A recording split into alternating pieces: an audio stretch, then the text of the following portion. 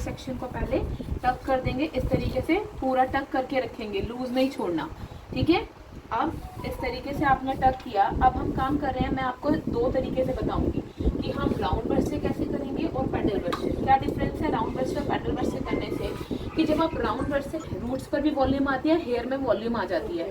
Same जब आप pedal brush से काम कर रहे हो वो फ्लैट दिखाएगा, बट डिफरेंस क्या होगा आपके फ्लैट ड्रायर में और एक आयनिंग में, कि टाइम लगेगा नहीं स्टाइलिंग करने का, मैं तो सिर्फ उस पर ड्रायर ही करती रह जाऊंगी। तो इसलिए हमें क्या करना है, हमने इतना सा सेक्शन निकाला, उस पर वेव है, तो सबसे पहले हम कैसे करेंगे, हेड को डाउन किया। आपका ड्रायर हमेशा किस पोजीशन पर होना चाहिए, आपने इस तरीके से रखना है, और हमेशा कभी भी ना ऐसे स्कैल्प की तरफ नहीं होना चाहिए। कभी भी आपका ड्रायर स्कैल्प की तरफ नहीं होगा, उससे क्या होगा, हीट निकलेगी।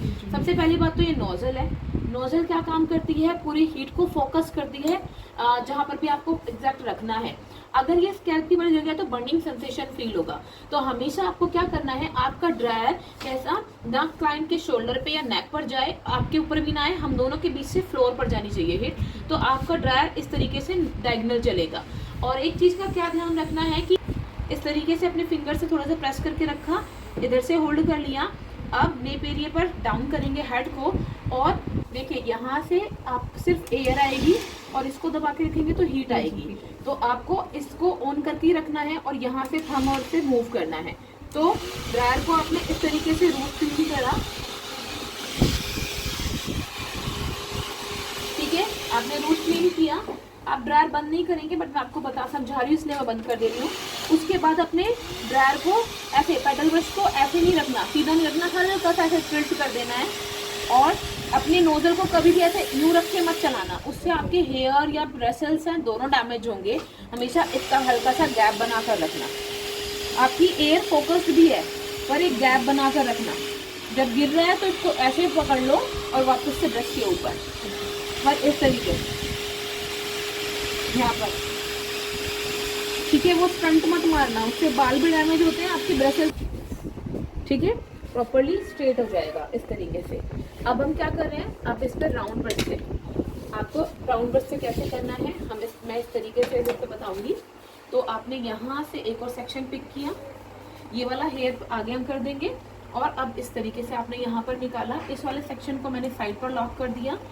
अब हम राउंड को यूज करना है। राउंड को कैसे यूज करना है, स्ट्रेट करने के लिए आपने अगेन रूट क्लीन किया, ठीक है। ये लेफ्ट राइट, इससे इसमें क्या करना है, आपको अपोजिट में भी करना है। इससे क्या होगा, जब हम कभी भी अपोजिट में करते हैं तो आपके रूट पर ऑटोमेटिक क्या होगी, वॉल्यूम आ जाएगी। अब हमने ब्रश को इसके ऊपर रखा। अब क्या करना है, आपको सबसे पहली बात तो आपके ब्रश लेफ्ट में होना चाहिए और ब्रश राइट में होना चाहिए। मेरा उल्टा सीख गई हूँ, प्रैक्टिस ऐसी होगी तो ऐसी चलाती हूँ मैं, ठीक है। तो आप लोगों को इस तरीके से रख के पहले आपको रूट को वॉल्यूम देना है। आपने रूट को वॉल्यूम दिया, एंड देन सिर्फ रूट पर आपको ऐसे ओवर डायरेक्ट करना है। उसके बाद आप क्या करेंगे, लैंप पर ही नॉर्मल रखिए। गिर रहा है तो इसके ऊपर ऐसे इकट्ठा कर लो, फिर इसके ऊपर रखो, अपने ब्रश को ऐसे घुमाना है, ठीक है। उससे हेयर उसमें चले जाएंगे और आप इससे काम करेंगे इस तरीके से।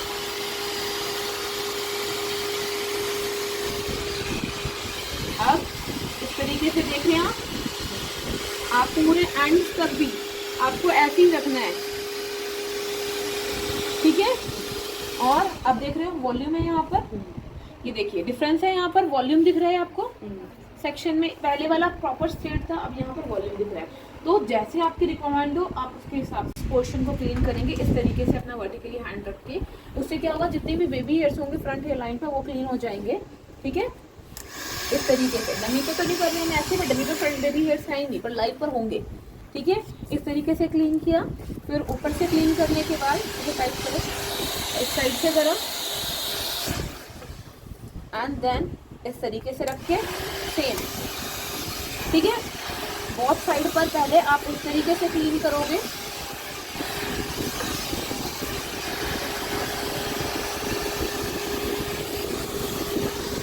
मैंने तो बाल ग्रिप बनती है, ऐसे ज़्यादा नहीं कुछ होता, ग्रिप तो ब्रश में बन रही है ना, हम तो कहीं पर दिख ही नहीं रहे हैं, तो ब्रश के अंदर ही ग्रिप बनती है। ठीक है, ऐसे घुमाएंगे एंड मोटर से निकलेंगे, हल्का सा घुमाएंगे एंड देन उसके ऊपर प्रॉपर्ली वो स्ट्रेट हो जाएगा। वॉल्यूम आपको दिख रही है इधर, क्या अच्छे वाला वॉल्यूम आ जाता है इधर से। आप इधर देखेंगे, ये देखो यहाँ पर पूरा वॉल्यूम, यहाँ पर कितना सारा गैप आया है, काफ़ी अच्छा वॉल्यूम इस जगह पर आ गया ये वाला। ठीक है, अब सेम एज हम इस साइड पर, सेम एज हम यहाँ से सेक्शन डिवाइड करेंगे टॉप पे से, और हमें कैसे करना है, ऊपर की साइड पर ही करना है। क्योंकि क्या होता है कि इससे आप जिस भी साइड, अब आपका साइड जिस भी साइड का फॉल ले रहा होगा ना, उस साइड पर वॉल्यूम मिल जाएगा।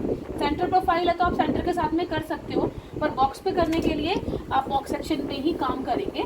तो उसके लिए आपको थोड़ा सा चिन अप करना है, यहाँ से रख के इसको रखा,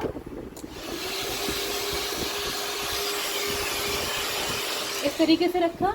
अब ऐसे अपोजिट में जरूर क्लीन करना, क्योंकि अपोजिट में क्लीन करने से क्या होगा, वहां पर वॉल्यूम मिल जाएगी।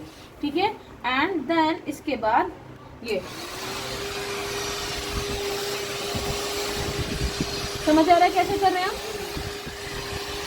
इस तरीके से लिया, प्रॉपर्ली क्लीन कर रहे हैं ये।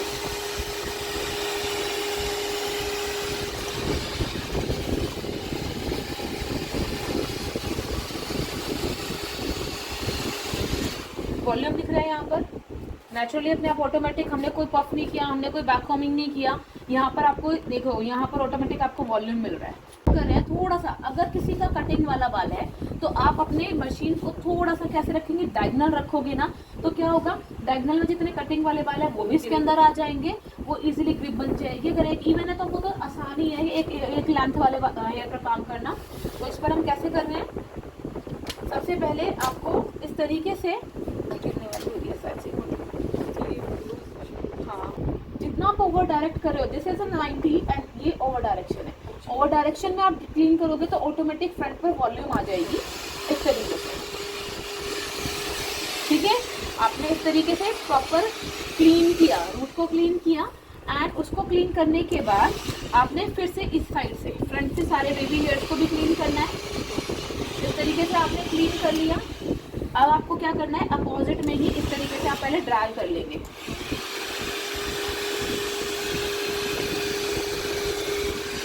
तो अगर ऐसे करेंगे तो हमारा क्लाइंट नहीं होगा, डिस्टर्ब नहीं होगा, कुछ नहीं होगा बेटा। बट हाइट में मैटर करता है, आप इजीली कर सकते हो, बल्कि पीछे ज़्यादा करोगे तो किनारे ज़्यादा रुकेगी। आप साइड पर आकर काम कर सकते हो ऐसे। ठीक है, क्लाइंट इरिटेट नहीं होगा, क्योंकि हम किसी के फेस पे नहीं लगा रहे हैं, हम साइड पर खड़े होंगे। तो चेयर नहीं है, कोई पर्सन होता तो हम उसके साइड पर ही खड़े होते, फ्रंट पे तो बिल्कुल भी नहीं खड़े होते।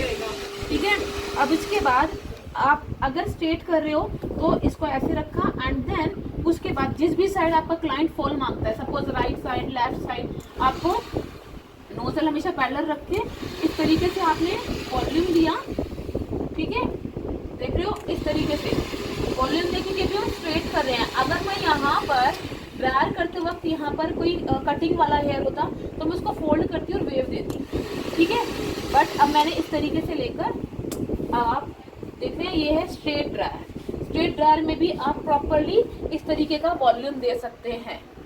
ठीक है, क्लियर है, दिख रहा है उनके फ्रंट पे भी। और अब जब आउटकल्स या फिर इनकम्स करेंगे तो इनकम्स में ना आउटकल्स